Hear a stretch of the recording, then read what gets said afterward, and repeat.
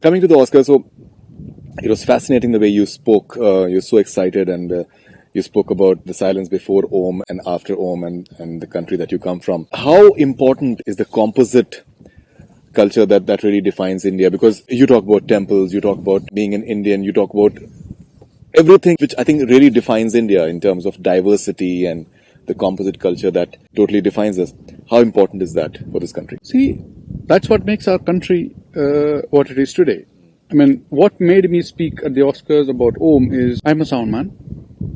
I've heard Indian classical music in and out. I had this opportunity over 2 years I spent just listening to music. In India, music is not like an art that we practice. It is a life-changing thing. The ancient form of Indian classical music that is existing today is called Drupad. You know Tansen. The 21st generation of Tansen is still alive, you know. And according to the ancient Indian classical music, they say that you perform. The sound is not coming from your throat. It is Saptaswaras are from Nabhi to Uchi. Now you practice and practice and practice. It starts at 4 years of age. Then when you are able to perform in front of an audience, it will be at least 40 years. 35 years of practice, what it makes is, it enables us to develop point from Nabhi to Uchi, Saptaswaras. When you are able to enable the Saptaswaras in your body, the Kundalini rises and you see Brahma. That is the basic understanding of Indian classical music. It is not about how well you are able to sing. It is about how evolved a human being you become. See, artist in our country is looked at as next to God.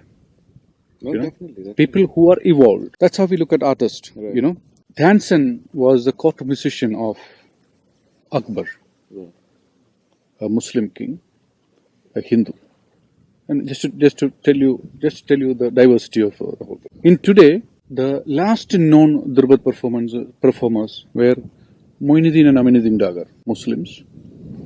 They were in Udaipur court, Mewar court, you know, Rajputs, Hindu king. From a Muslim king to a Hindu king. From Hindus to become Muslims.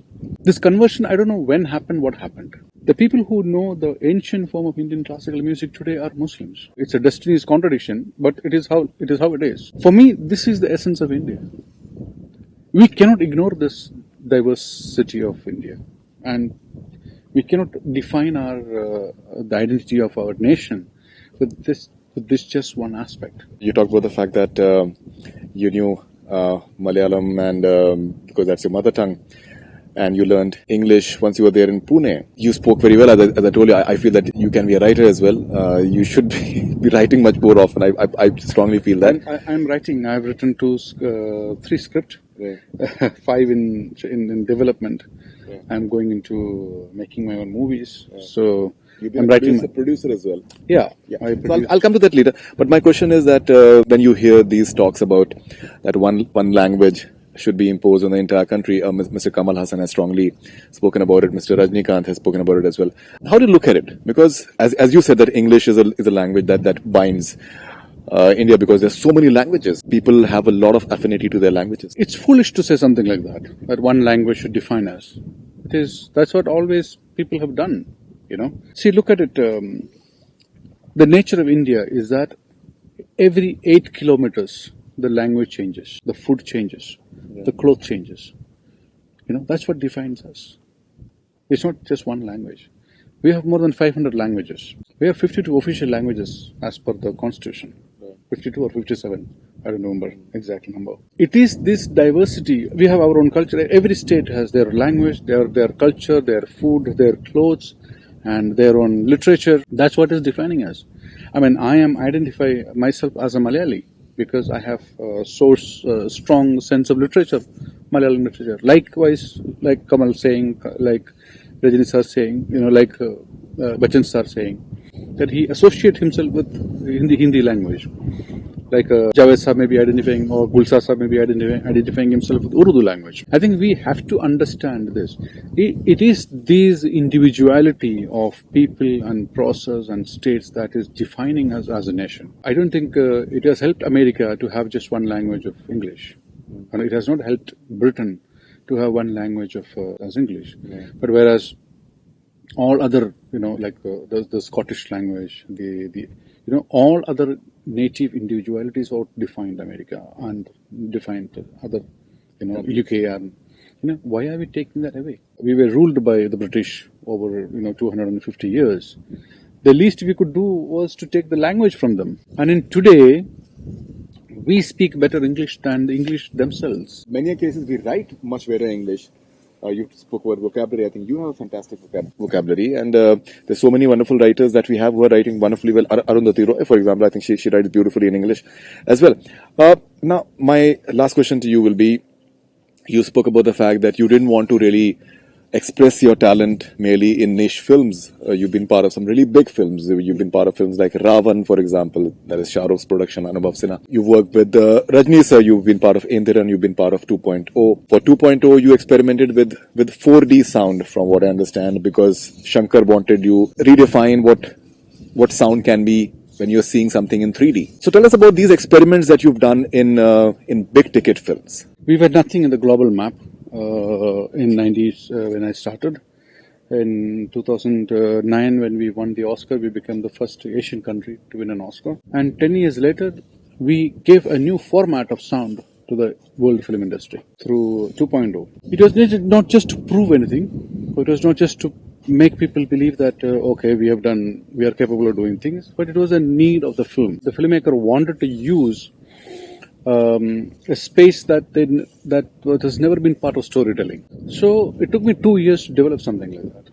And we very successfully did it. We eventually came and experimented, and I remember when I, first time, a month before the release of the movie, when I opened that whole format to the people, to the distributors and people who have come to see the first Endiran trailer, I was so apprehensive whether this will work or not work. And it worked. It worked amazingly well. But we do things. We didn't market it very well to the world. Somebody else will come up with the same thing in a different name and different things. We never could. We didn't even patent it. Just tells us that we are capable of doing things. And it's just that very few films see the possibility of utilizing this capability. And Indiran was one of those projects where we could completely change the paradigm of Indian how storytelling is done through sound in Indian cinema. You rarely get projects like that, and I'm very happy that I've been part of such innovations. Tell us about your bond with A.R. Rahman. You guys, I think, share a very close bond. You've produced a film together, Nanak Shah Fakir, and even I think ideologically you have a lot of common points that defines both of you. Rahman has been a very huge influence in my life, especially in the last 10 years. Yeah. Because when we were working in Slumdog, we never saw each other. He was in London, I was in India, and we were exchanging work, but we never sat together in a room and worked. First time we sat together in a room and worked was Gajni, and Rahman had to go for Golden Globe and other things, so when the film was almost done, 80% of the film was done, he just gave me everything and he said, you carry on. So there's a trust and bond created there, and it has been consistently been like that. We have our share of ups and downs. There are agreements and disagreements on a creative work, and how things should be and how things shouldn't be. So we keep fighting. Also, we keep but we are the same age. I mean, he has changed me as a person. Like he has given me a purpose, to look beyond life, beyond cinema, and spirituality. Yes, there's a sense of spirituality, because I come from a family where we never cared for religion. We never been part of any overtly religious. We never practiced. Your mother practiced namaz regularly. Yes, mother was like that. But the political time that we came up from Kerala, my father's time and all that, we never, religion was not something that has defined us. Sense of spirituality and the sense of religion was two different things, and I still believe it is two different things. The sense of spirituality has nothing to do with religion, and there's no need to identify oneself with religion to be able to be spiritual. Right. Like I said, if I understand Indian classical music in the right sense, and if I want to be part of that tradition, I have to become spiritual. Eventually become a spiritual person. I would be someone who see Brahma, And it is possible, and there are examples right in front of us. But Rahman is somebody who stood in my life as a guiding light, as a brother, you know. And every time there is a crisis in my life, I go to him. Every time I have I don't know how to deal with things, I go to him, and he's always been there, you know. And so it's a very special bond between me and him. I'm sure. Mr. Pookutty, what exactly are you looking forward to in the future? Because it's not merely projects for you. It's very apparent that it's passion for you. From what I understand, the way I've been talking to you, you're brimming with energy. It's as if that you're just starting off. Tell us what is it that you're looking forward to in the future? I just finished my 100th movie, and 101 movie is also, I feel, I'm doing my first movie. Now that I've come here and I've met people, and there are people who want to work with me from this part of the world. Right. So that's always encouraging. That's one. And I think the next phase of my creative life is directing. Writing and directing, and I'm writing few very, very interesting movies. And I have story to tell. I have stories to tell to people. That's why I came into cinema. And I think that I want to further that. I'm producing. There are a lot of good projects coming in. If I can't direct everything that is coming to me. I can't, but I can produce it. I can give opportunities to people who wants to be heard. So there are immense talent all across, and I want to be able to nurture that, Right. So that I think is my next phase of creative life. Who are the stars in who are the people who are going to be part of the movie? I'm talking to some of the A-list actors. In Tamil or Hindi? It's in Hindi. I'm going to be working in Hindi. Okay. I don't want myself to be identified as a Malayalam director or a Tamil director, because I think my stories are pan-India. Mm-hmm. My stories are, global stories, but defines what India is. So I'm talking to a couple of big actors at the moment. Mm-hmm. And you want to take their names? No. Nothing is final, so there's no point in taking them. So Rahman will do the music? I don't know. I narrated 3 scripts to him. He liked one. He said he doesn't like the choice of my first film. He says, no, you're not doing that. You do this one. But I am telling him, no, I have to do that one. And then I will do this one. So, like I said, there are, but he will be the first person I would go to. Only when he says no, or he doesn't have time, then only I will go to somebody else. I have one last question for you. So there's one other aspect to you as well that has been that of an activist. You played a very, very important role in Kerala floods last year. Mm-hmm. And you're very active in mobilizing the film industry, especially the Hindi film industry. You tweeted to a lot of people, and then people started tweeting back, and it definitely generated a lot of buzz and contributions in terms for the flood victims. How important is that for you? It's very important, because if you are in a position to, when we deal with a crisis, and if you are in a position to take that to other people and gather them together for the common good, I think that's the meaning of celebrity. Being celebrated. I don't call myself a celebrity.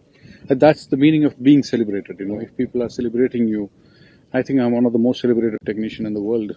And I have taken that reach that I had with people, just to tell them, look, if you want to do anything, I am the vehicle.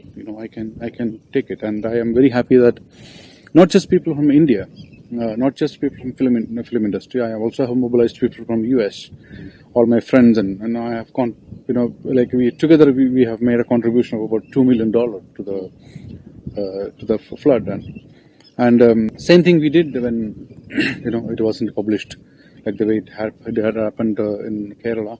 Same thing they did when I was when the Maharashtra, Bombay was flooded, and parts of Maharashtra got flooded. We did what we could do, and I think that is it is not activism.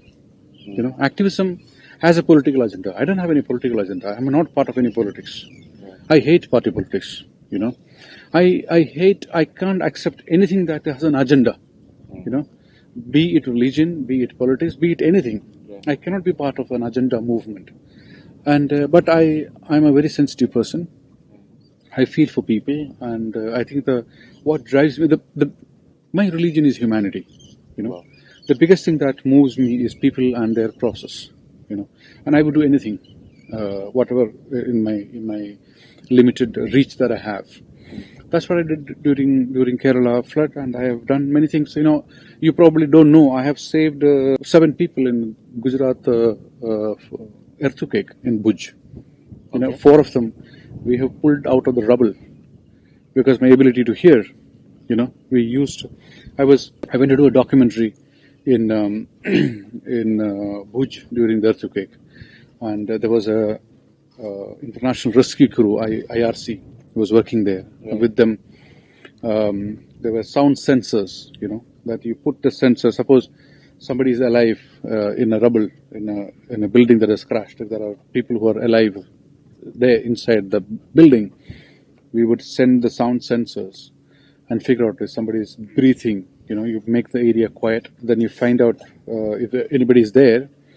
Then you move the sound sensors in a way that it is heard in the middle of your head, which means it's a simple stereo microphoning technology, which means the subject is lying 45-degree angle. So then we track them down, we send infrared cameras and, you know, track them down, then we rescue them. I was so moved when we pulled out a boy who was 72 hours inside the rubble, you know. All his family members died, but we were able to rescue him. So 4 people like that we rescued during Bhuj, you know. I never talked about all these things, and I am not a. That was my ability to listen, you know, that we were able to do something like that. That's amazing as well. So, and I've been when I was a film student, my earthquake happened in Maharashtra. In no time, we were there as students with helping hands. You know. So, you cannot call this activism. This is act of humanity, I would say. Mr. Resul Pookutty, it was wonderful talking to you. Thank you so much for sharing so much about your life. It was really wonderful. And all the best wishes for everything that you'll be doing. And it's wonderful knowing you. Thank you so much, sir. Thank you so much, Faridoon. And thank you for Hollywood Hungama to be able to interact with the viewers of Hungama. And you guys always been there celebrating Indian cinema. And please keep up the spirit. And thank you to find you in Gouna. You know, we are in Mumbai. We are just one phone call away, but it had to be. The Egypt has to call us to be together. That's true. That is true. All right, that's all we have from Bollywood Hungama. Keep on watching.